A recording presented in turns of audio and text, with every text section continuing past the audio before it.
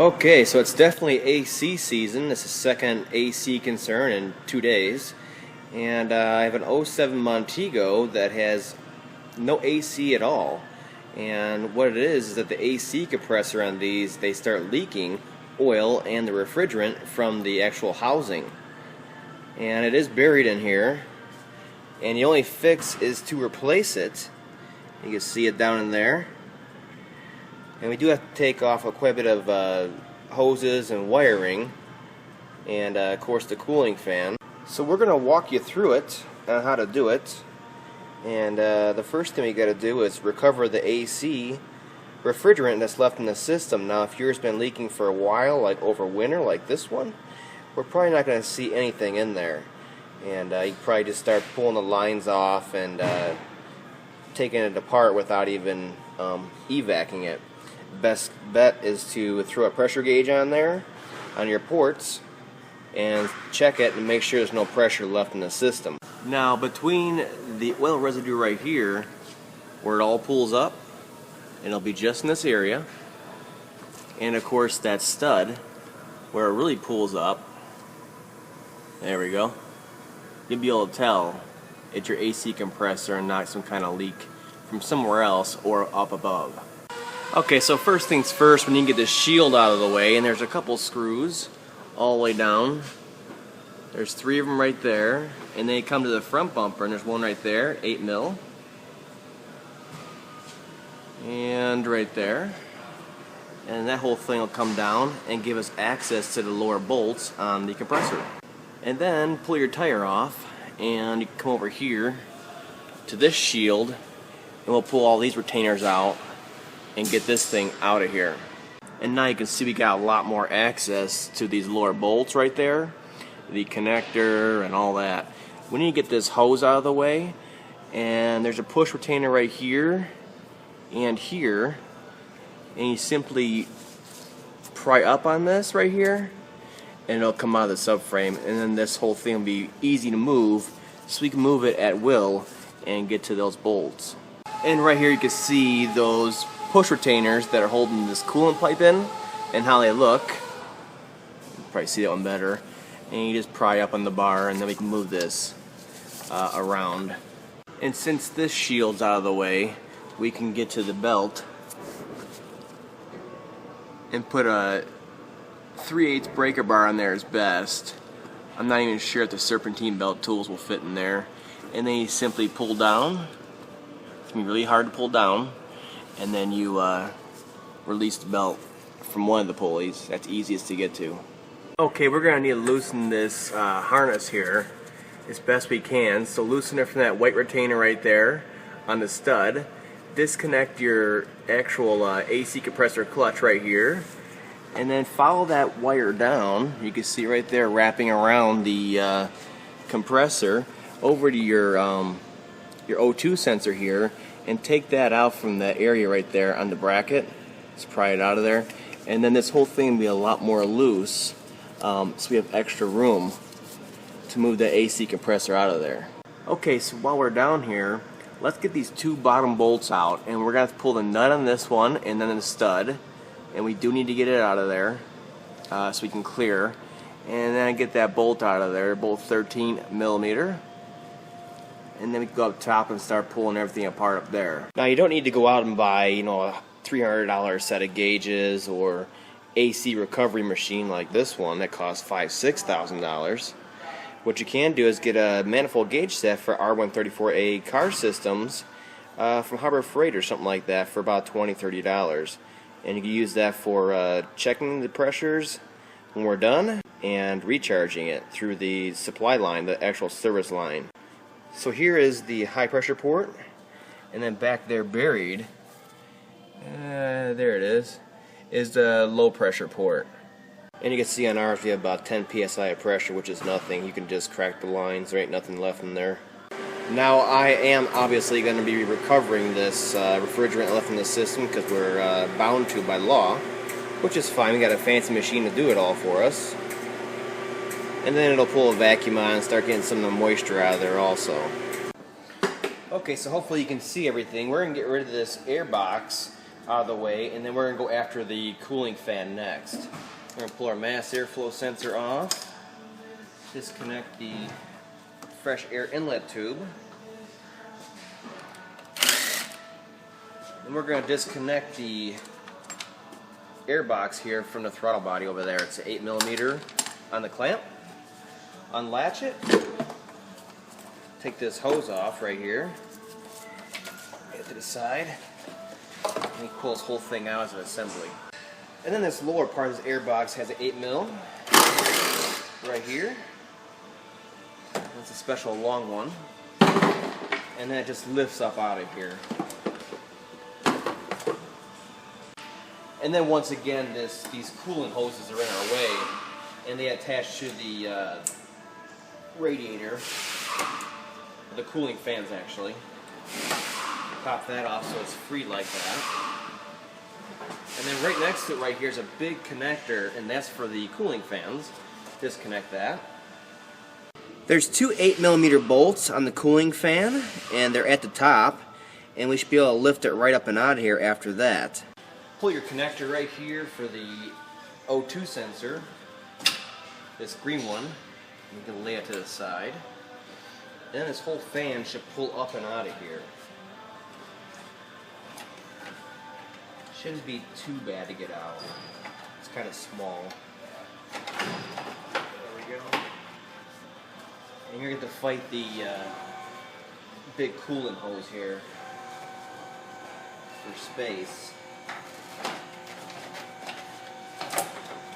It's not too bad. Okay, you can see we got tons of room to get to all these bolts and manifolds and connectors and all that stuff. So we're going to pull this connector right here, get rid of that. That's a 10mm bolt for the manifold, and make sure that your system is depressurized, because that's opening the system up. And then what I like to do, and it's not totally necessary, after that you can just flop it to the side, but what I do is I go an extra step and I disconnect it from right there, that 13mm nut, and then I follow the high pressure line over and around to the AC condenser, and I undo it from there, and I get this line totally out of the way, else you're fighting it, getting it past here. And then you're fighting this and the harness, and it's a pain. So I get rid of the line. Undo our connector for our high side switch. It should pull off of there. There we go. That out of there. And we can get our 10mm off of there. Your new compressor should come with a new bolt and all that. New seals on it.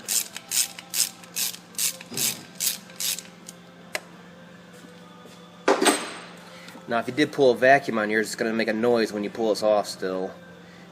It's not pressure, it's vacuum. Like that. Now alternately, you can do a bungee cord that's nice and strong, and you can wrap it around the line. I don't know if you can even see it on here, but I've got it wrapped around the manifold, and then I just hooked it on the body, and that's pulling it nice and tight up and out of the way, and we're not fighting this. And now we can pull out the last two 13mm bolts. Do the stud and nut over there on the left first, and then we'll take out this one dead last, and then we'll be able to pull the compressor out of there. Now what I do to ease removal of the compressor, once you get all the way across to this side, instead of squeezing it through this tight area right here, I pull this bracket off. There's two 8mm bolts right there, and then we can pull it underneath that hose and up and out of here without fighting everything. Alright, the last stud and nut are out of the compressor. We got that last 13mm bolt right here.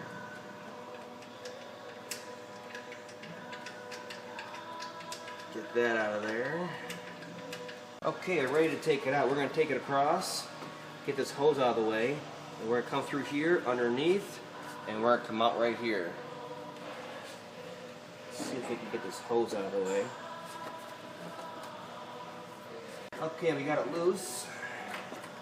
We're going to start coming through here.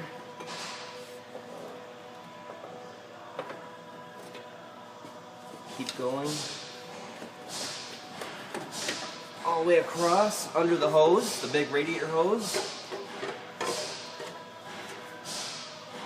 And come come out right next to the battery. And you can just see how it's all coming from the housing. Either up here's that seal where the two pieces meet right there, or back here, and then it just collects up on that frame part right there we saw earlier. Now if you're getting a new AC compressor that comes dry, make sure you add about 3 to 4 ounces of PAG oil to it, and you put that into the low side where it comes into the compressor. One last check before going in, make sure it has these dowel locating pins on the two front ports right here for the bolts. The back ones don't have them, and you'll see your old one has the same thing, so you can kind of reference off of that. But on this particular model, it should be two in the front, and that'll help us locate it perfectly so there's no belt routing issues with chirping and misaligned pulleys. And going back in, it's the same exact pattern, the route you took to get it out. And when you're going past the radiator, just be careful. You gouge up the fins and the tubes on there pretty good if you don't watch it. Up and over O2 sensor.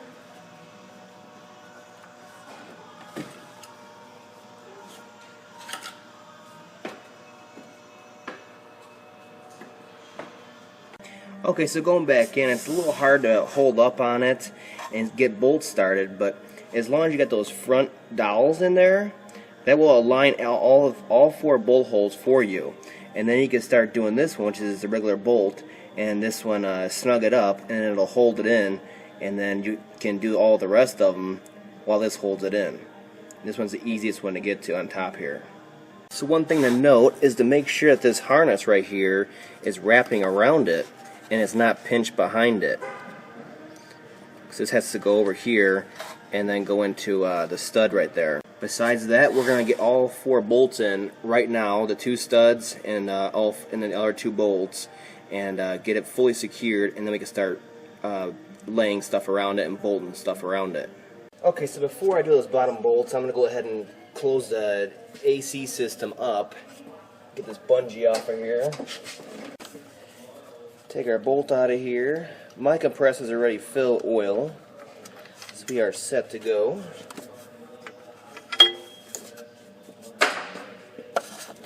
Make sure both those green seals are on there and lubricate it a little bit. And then this manifold will self-align between the 2 of them. Make sure it's lined up and flush before you start bolting anything down.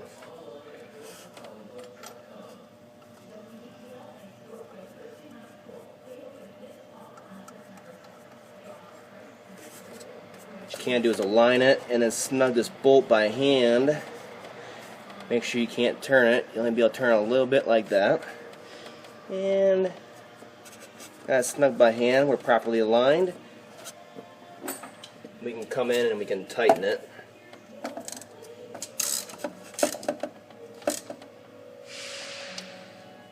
And then we can start pulling a vacuum on here before any more moisture gets into the system. Let's do this high pressure switch connector right now, since it's fully accessible. Until it clicks. Okay, at this point, just go ahead and put it into a vacuum, start your vacuum pump up, and start sucking the system down while you're fixing the rest of the vehicle and putting it all back together. At least 15 minutes in the vacuum time, preferably 45 minutes, and that'll really boil off any kind of water vapors or inside the system. Okay, now that we got the bottom bolts in, the AC compressor, let's get this tube pushed back into the subframe while we're on top here. We can just kind of lean on it and push those back in because they're pretty hard to go back in. Now right here was easy. You try this from down below, you'd be fighting and cursing. Get our hose back up out of the way, and we can start putting our tuck it under the head right here, and we can start putting our cooling fans back in. Don't forget this retainer right here. Put it back on your stud. There we go. Alright, it's cooling fan time. Here connectors out of the way the best you can, and they'll go back in the same way they came out. Just be careful and be patient. You don't want to break a bunch of connectors or the fan blades or anything like that. So just keep working them in and keep looking where you're hanging up and just fix it wherever you're hanging up. Down here we got a harness we need to get past. I'm gonna wiggle it. Hanging up on the retainer for the O2s right here. All kinds of spots.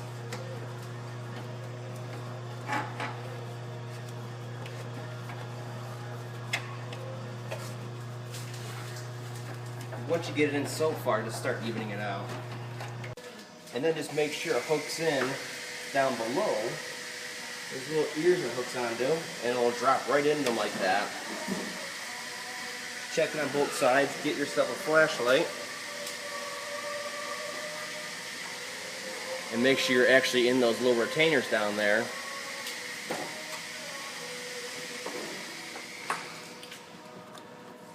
And you'll know because these bolts that are putting in next will go right in. There'll be no adjustment of the fan. It'll be all lined up. Once those fan bolts are in, we can tighten them down.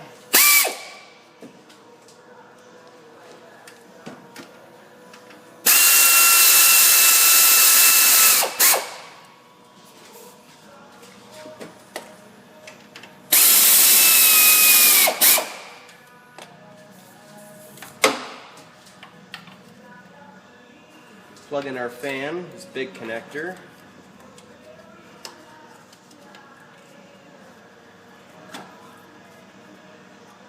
And do our O2 sensor. And then this hose right here, it pushes into the fan and secures that way. Let's throw this back down in there, and then we'll get our air box back in place also.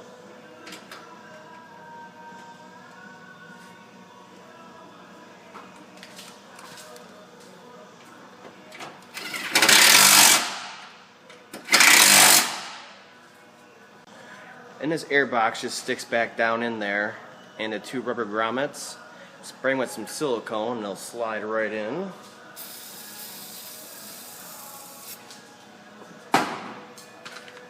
That sets right in here. Line them up. And then this one takes that long 8mm bolt. And bolt that down.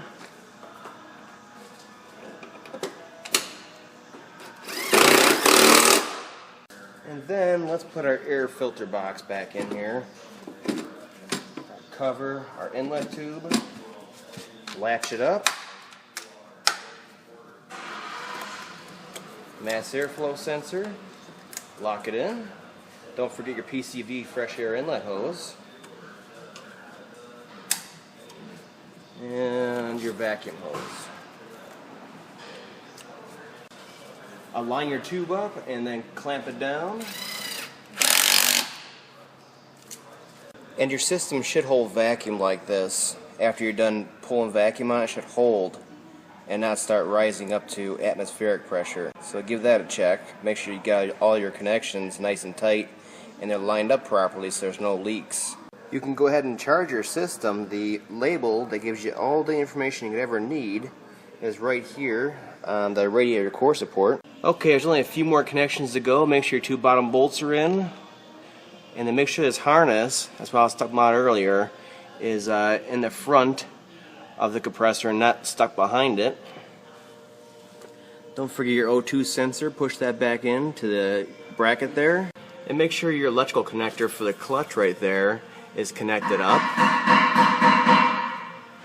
And your belt's back on in all of the grooves of the pulleys.